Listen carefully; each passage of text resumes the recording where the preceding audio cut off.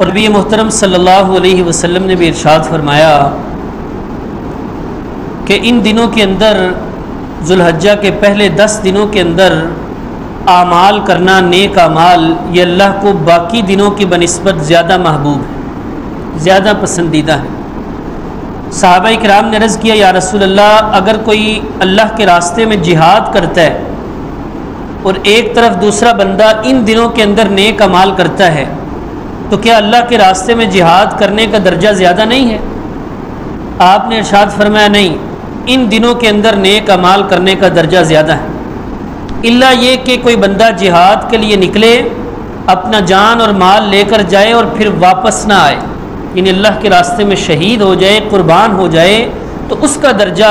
بے شک زیادہ ہے،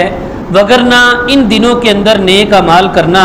اس کا درجہ باقی دنوں کی بنسبت زیادہ ہے۔ وہ نیک اعمال ہر قسم کے تلاوت، ذکر، اذکار، عبادات، روزے رکھنا،